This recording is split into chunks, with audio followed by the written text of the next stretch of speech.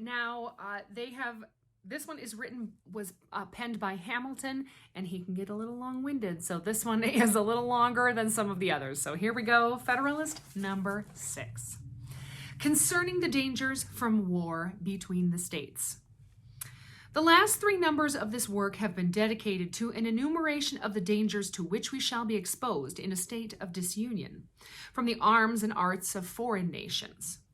I shall now proceed to delineate dangers of a different, and perhaps still more alarming kind, those which will in all probability flow from dissensions between the states themselves, and from domestic factions and convulsions.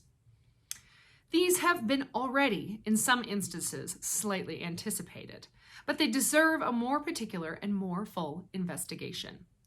If these states should either be wholly disunited, or only united in partial confederacies, a man must be far gone in utopian speculations who can seriously doubt that the subdivisions into which they might be thrown would have frequent and violent contests with each other. To presume a want of motives for such contests as an argument against their existence would be to forget that men are ambitious, vindictive, and rapacious. To look for a continuation of harmony between a number of independent, unconnected sovereignties situated in the same neighborhood would be to disregard the uniform course of human events and to set at defiance the accumulated experience of ages. The causes of hostility among nations are innumerable. There are some which have a general and almost constant operation upon the collective bodies of society.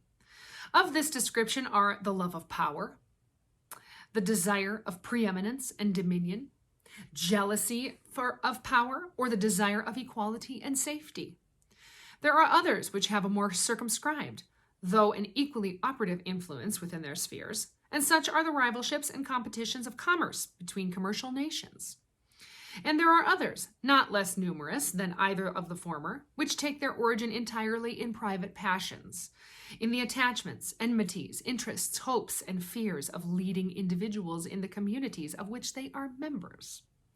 Men of this class, whether the favorites of a king or of a people, have in too many instances abused the confidence they possessed, and assuming the pretext of some public motive, have not scrupled to sacrifice the national tranquility to personal advantage or personal gratification. The celebrated Pericles, in compliance with the resentment of a prostitute, at the expense of much of the blood and treasure of his countrymen, attacked, vanquished, and destroyed the city of the Samnians. The same man, stimulated by private pique against the Magarinsians, another nation of Greece, or to avoid a prosecution with which he was threatened as an accomplice in a supposed theft of the statuary Phidias, or to get rid of the accusations prepared to be brought against him for dissipating the funds of the state in purchase of popularity, or from a combination of all these causes, was the primitive author of that famous and fatal war, distinguished in the Grecian annals by the name of the Peloponnesian War, which after various vicissitudes, intermissions, and renewals terminated in the ruin of the Athenian Commonwealth. The ambitious cardinal, who was prime minister to Henry VIII, permitting his vanity to aspire to the Triple Crown, entertained hopes of succeeding in the acquisition of that splendid prize by the influence of the Emperor Charles V. To secure the favor and interest of this enterprising and powerful monarch, he precipitated England into a war with France, contrary to the plainest dictates of policy and at the hazard of the safety and independence, as well as of the kingdom over which he presided by his counsels, as of Europe in general. For if there was ever a sovereign who bid fair to realize the project of universal monarchy, it was the Emperor Charles V, of whose intrigues Wolsey was at once the instrument and the dupe. The influence which the bigotry of one female, and the petulance of another, and the cabals of a third, had in the contemporary policy, ferments, and pacifications of a considerable part of Europe are topics that have been too often descanted upon not to be generally known. To multiply examples of the agency of personal considerations in the production of great national events, either foreign or domestic, according to their direction, would be an unnecessary waste of time. I love Hamilton. Those who have but a superficial acquaintance with the sources from which they are to be drawn will themselves recollect a variety of instances, and those who have a tolerable knowledge of human nature will not stand in need of such lights to form their opinion of either the reality or the extent of that agency. Perhaps, however, a reference tending to illustrate the general principle may with propriety be made to a case which has lately happened among ourselves. If Shays had not been a desperate debtor, it is much to be doubted whether Massachusetts would have been plunged into a civil war. But notwithstanding the concurring testimony of experience in this particular, there are still to be found visionary or designing men who stand ready to advocate the paradox of perpetual peace between the states, though dismembered and alienated from each other. The genius of republics, they say, is pacific. The spirit of commerce has a tendency to soften the manners of men and to extinguish those inflammable humors which have so often kindled into wars. Commercial republics like ours will never be disposed to waste themselves in ruinous contentions with each other. They will be governed by mutual interest and will cultivate a spirit of mutual amity and concord. We may ask these projectors in politics whether it is not the true interest of all nations to cultivate the same benevolent and philosophic spirit. If this be their true interest, have they in fact pursued it? Has it not, on the contrary, invariably been found that momentary passions, immediate interests, have a more active and imperious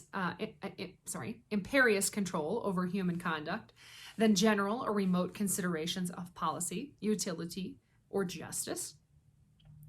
Have republics, in practice, been less addicted to war than monarchies? Are not the former administered by men as well as the latter? Are there not aversions, predilections, rivalships, and desires of unjust acquisition that affect nations as well as kings? Are not popular assemblies frequently subject to the impulses of rage, resentment, jealousy, avarice, and of other irregular and violent propensities?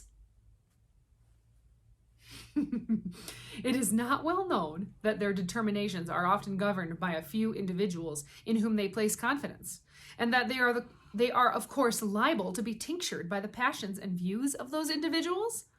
Has commerce hitherto done anything more than change the objects of war?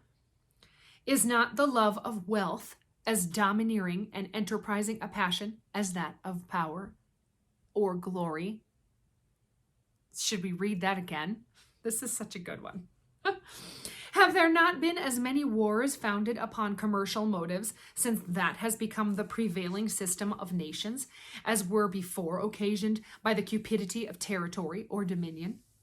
Has not the spirit of commerce in many instances administered new incentives to the appetite for both the one and for the other? Let experience, the least fallible guide of human opinions, be appealed to for an answer to these inquiries. Let's be reasonable, in other words. Let experience guide us. Gotta love it. Okay, back to the Federalist. Sorry to interrupt myself. Sparta, Athens, Rome, and Carthage were all republics. Two of them, Athens and Carthage, of the commercial kind. Yet were they as often engaged in wars, offensive and defensive, as the neighboring monarchies of the same times? Sparta was little better than a regulated camp, and Rome was never sated of carnage and conquest. Carthage, though a commercial republic, was the aggressor in the very war that ended in her destruction. Hannibal had carried her arms into the heart of Italy and even to the gates of Rome, before Scipio, in turn, gave him an overthrow in the territories of Carthage and made a conquest of the Commonwealth. Venice, in latter times, figured more than once in wars of ambition, till becoming an object of terror to the other Italian states, Pope Julius II found means to accomplish that formidable league, which gave a deadly blow to the power and pride of that haughty republic. The provinces of Holland, till they were overwhelmed in debts and taxes, took a leading and conspicuous part in the wars of Europe. They had furious contests with England for the dominion of the sea, and were among the most persevering and most implacable of the opponents of Louis XIV. In the government of Britain, the representatives of the people compose one branch of the national legislature. Commerce has been for ages the predominant pursuit of that country. Yet few nations have been more frequently engaged in war, and the wars in which that kingdom has been engaged have in numerous instances proceeded from the people. There have been, if I may so express it, almost as many popular as royal wars. The cries of the nation and the importunities of their representatives have upon various occasions dragged their monarchs into war, or continued them in it, contrary to their inclinations, and sometimes contrary to the real interests of the state. In that memorable struggle for superiority between the rival houses of Austria and Bourbon, which so long kept Europe in a flame, it is well known that the antipathies of the English against the French, seconding the ambition, or rather the avarice, of a favorite leader, protracted the war beyond the limits marked out by sound policy, and for a considerable time in opposition to the views of the court. The wars of these two last mentioned nations have in a great measure grown out of commercial considerations, the desire of supplanting, and the fear of being supplanted, either in particular branches of traffic or in the general advantages of trade and navigation, and sometimes even the more culpable desire of sharing in the commerce of other nations without their consent. The last war, but two, between Britain and Spain, sprang from the attempts of the English merchants to prosecute an illicit trade with the Spanish Main. These unjustifiable practices on their part produced severities on the part of the Spaniards towards the subjects of Great Britain, which were not more justifiable because they exceeded the bounds of a just retaliation, and were chargeable with inhumanity and cruelty. Many of the English who were taken on the Spanish coasts were sent to dig the mines of Potosi, and by the usual progress of a spirit of resentment, the innocent were after a while confounded with the guilty in indiscriminate punishment. The complaints of the merchants kindled a violent flame throughout the nation, which soon after broke out in the House of Commons, and was communicated from that body to the ministry. Letters of reprisal were granted, and a war ensued, which in its consequences, overthrew all the alliances but 20 years before had formed, with sanguine expectations of the most beneficial fruits. From this summary of what has taken place in other countries, whose situations have borne the nearest resemblance to our own, what reason can we have to confide in those reveries which would seduce us into the expectation of peace and cordiality between the members of the present Confederacy in a state of separation? Have we not already seen enough of the fallacy and extravagance of those idle theories which have amused us with promises of an expectation from the imperfections, the weaknesses, and the evils indecent to society in every shape? Is it not time to awake from the deceitful dream of a golden age and to adopt as a practical maxim for the direction of our political conduct that we, as well as other inhabitants of the globe, are yet remote from the happy empire of perfect wisdom and perfect virtue? Let the point of extreme depression to which our national dignity and credit have sunk, let the inconveniences felt everywhere from a lax and ill administration of government, let the revolt of a part of the state of North Carolina, the late menacing disturbances in Pennsylvania, and the actual insurrections and rebellions in Massachusetts declare.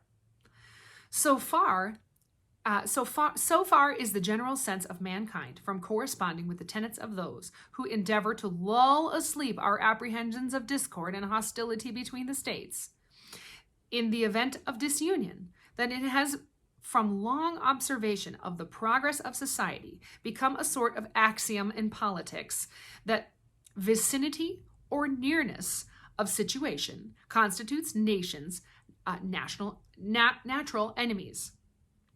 An intelligent writer expresses himself on this subject to this effect, quote, "Neighboring nations," says he, "are naturally enemies of each other, unless their common weakness forces them to league in a confederative republic, and their constitution prevents the differences that neighborhood occasions, extinguishing that secret jealousy which disposes all states to aggrandize themselves at the expense of their neighbors. This passage, at the same time, points out the evil and suggests the remedy." November 14th, 1787, Hamilton. Thanks so much for joining me today. Be blessed and stay free. Next time, we'll read Federalist 7.